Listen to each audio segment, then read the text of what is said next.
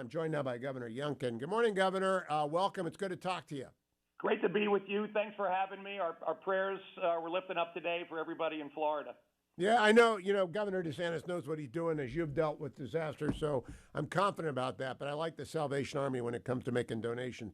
Hey, Governor, did you do the deal with the legislature on the budget yet?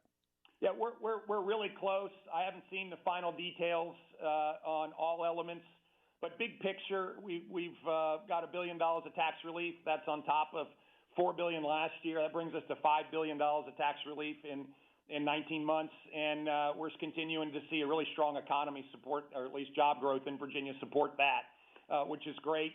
We're going to continue to invest in education and in law enforcement and behavioral health. I'm particularly encouraged by the bipartisan effort to come together on trying to bridge this learning loss gap that was driven by schools being closed for far too long, and Virginia kids are still suffering. And so we've got real work to do there. I just haven't seen the final details yet, Hugh. I'm looking forward to seeing those here shortly and bringing everybody together next week to take a vote. Could you do more if you had a Republican state Senate as well as a Republican Assembly? Yeah, you bet. And that's why these elections this fall are so important.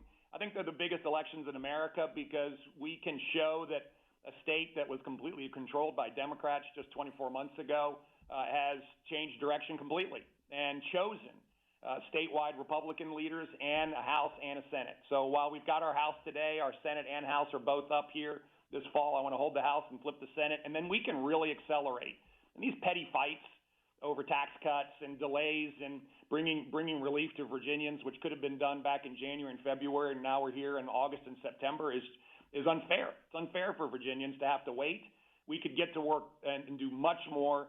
And I think Virginians deserve that, and I'm looking forward to the elections this fall to demonstrate that. Now, I want to talk about secure your vote, but first, I was just telling people, Tennessee has no income tax. Virginia's at 5.5%. That's a significant disadvantage. Now, you're advantaged over Maryland, so the people who live in the Beltway are going to want to live in Virginia and D.C. But if you're down in Bristol and you can live on either side of the street, I think it's the most illustrative city in America because you're going to move across the street into Tennessee and not pay any income tax. Can you lower the income tax if you get the majority? Well, that would be absolutely part of our overall agenda, which is to use reductions in income tax in order to fuel higher employment and therefore higher receipts for the government, and then we can lower taxes again. It is a reinforcing virtuous cycle, and that's what, of course, states that have been lowering taxes are demonstrated. And that's one of the primary reasons I stepped up to run, which was to not only stand up for parents and law enforcement, but to bring down the cost of living in Virginia so we can compete. You know, Hugh, one of the most amazing facts is that while we brought $5 billion of tax relief to Virginians, we still are at a tax disadvantage relative to states. But we're seeing people finally stop moving away from Virginia faster than they're moving here from the other 49 states. And all the early data suggests that for the first time in 9 years, we will see net inflow into the Commonwealth. This is hugely important because you can't shrink your way to success. And I think Republican-run states are demonstrating this over and over and over again. Is the most basic decision someone's going to make is where am I going to live? Where am I going to bet my future? And I want them to bet it on Virginia, and that's why we are working to bring down the cost of living, reduce tax burdens, streamline regulations, create jobs, stand up for parents and schools, and reestablish expectations of excellence. And back the blue so that our neighborhoods are safe. It's a very straightforward, common sense, conservative formula. It works. That's why I want people to go. If they're a Commonwealth voter or they know a Commonwealth voter, go to secureyourvote.com. I hope I've got that right, Governor. I am a Virginian. I normally vote early in person because then I get to meet the First Lady of Virginia who works the polls. You know, she was out there when I voted for you. It was very surprising. But secureyourvote.com. Tell us about this, Governor. Yeah, so Hugh, it's secureyourvotevirginia.com, so don't forget the Virginia. And it is an incredibly important effort to create a pathway for all Virginians to come vote early. I mean, I'm tired of Republicans standing on the sidelines and missing. And so we have to get turnout, but on top of that, we need to make it easy.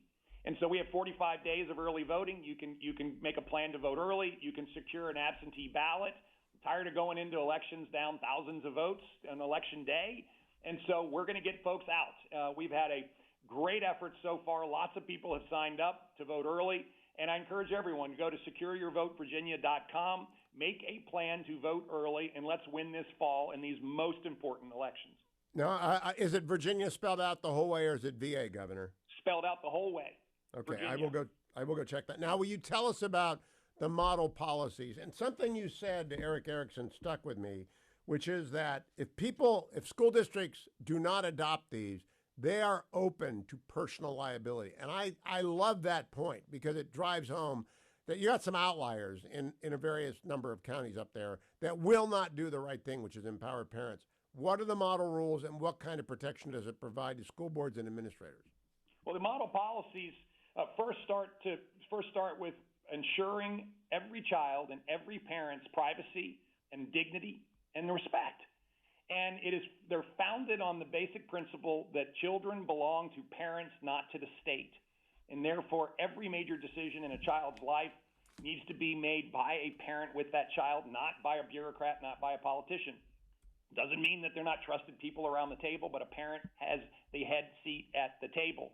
On top of that, let's be clear, biological boys should play sports with biological boys, not with girls. Yesterday, the White House said that this was a complicated issue. This is a common sense issue, and the progressive left has consistently gotten this wrong. Biological boys should play sports with biological boys, not with girls. And so our model policies have been issued. The law is very clear that local jurisdictions have to adopt policies consistent with the model policies. Our Attorney General, Jason Miyares, came out last week and made it very clear that they do not have a choice. And now they are really exposing themselves to substantial liability, both as a jurisdiction and personally. Now, this is the law. Let's get on with it and stop trying to act like we can choose which laws we can abide by and which ones we can't. This is at the fundamental heart of why progressive prosecutors are at the heart of why law enforcement has no faith in them anymore. Prosecute the law, and let's make sure that we abide by it. And in this case, school boards need to do that immediately. Now, Governor, one of the things your election did is it clarified things in Virginia, because Virginia's Democrats nominated hard left people in these state Senate seats. They rejected their center left people. They went way to the left. Is that mattering in the elections that are forthcoming? Yeah, I think in a huge way, because that's exactly what happened. We saw Democrats who had been constructive with Republicans in our split General Assembly rejected by the liberal left and replaced with these progressive candidates. And as we've seen across the Commonwealth over the last now 20 months, Virginians are coming together, not just Republicans, but Virginians, and rejecting the progressive left ideology so that Virginia can, in fact, reestablish itself as a leader. And this is what's happening. And we're seeing it translate into policies that Virginians appreciate and support. And I think we're going to see it at the polls this fall. We have great candidates. We ran the table in our nominating process on great candidates for Republicans. We're executing the game plan. We're making sure people understand that we're going to continue the very successful policies that we initiated over the last 19 months. And we're watching Virginia soar as a result. And that's why I am so excited about putting our record on the ballot with great candidates this fall. And I'll go back. We just need to get everyone to vote. Go to secureyourvotevirginia.com. Make a plan to vote early. We're going to finish the hard work that we started in 2021 and demonstrate that a state that was truly blue, completely controlled by Democrats in a short 24 months with common sense conservative policies can, in fact, fundamentally turn around, bring people together around those policies, and march forward in an accelerated pace. SecureYourVoteVirginia.com. Thank you, Governor Youngkin. Keep coming back, and good luck to the Commonwealth electing a Republican majority in the Senate. I'll be down to vote early, as will the fetching Mrs. Hewitt soon. SecureYourVoteVirginia.com. Thank you, Governor Youngkin. Stay tuned, America. I'll be right back. The Hugh